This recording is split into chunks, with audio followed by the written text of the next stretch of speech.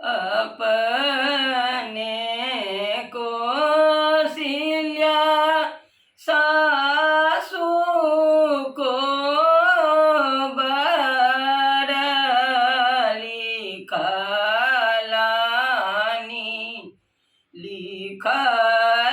लिखलेलानी सौंसे ओ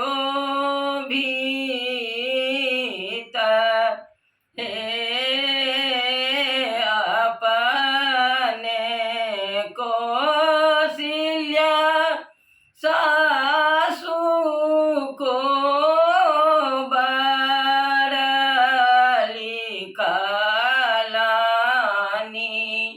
लिखी लेलानी सौंसे ओ भीत हे चारू कात लिखलनी सासू चांद सोरोजा सब बीच में कदम के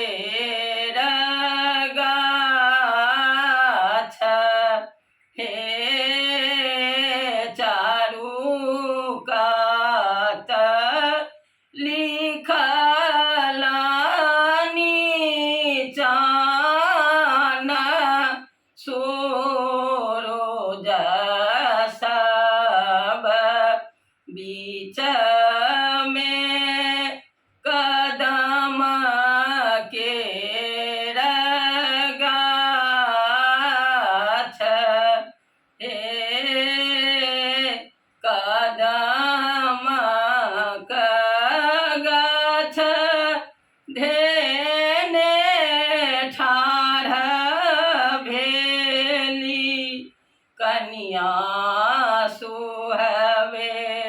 नयना सा झरानी नो रहे कदम का गाछ धेने ठाढ़ भेली कनिया सुहवे नयना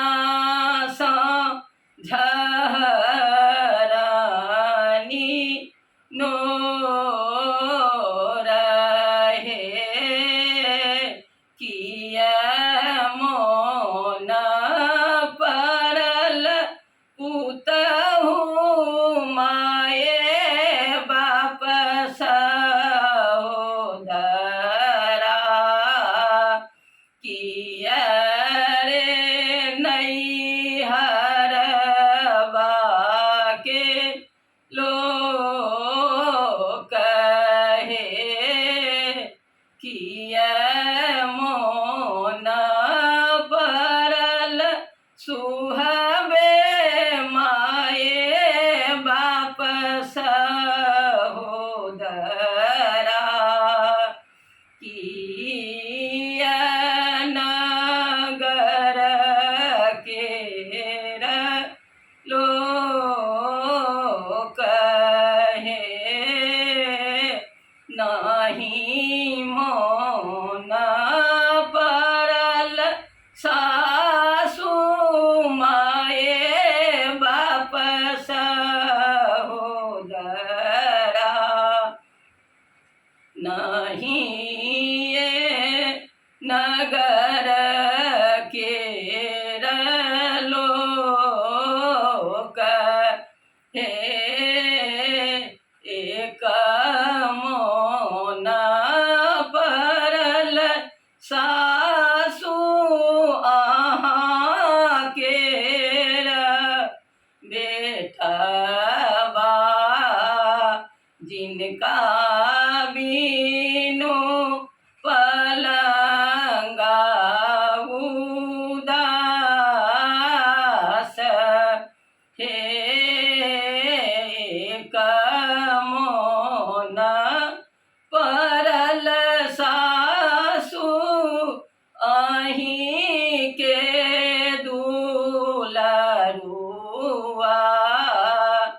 जिनका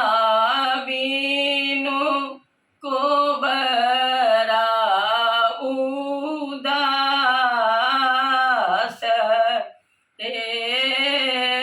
जुग जुग जीवतु दुल्हा ओ दुल्हीन जीबू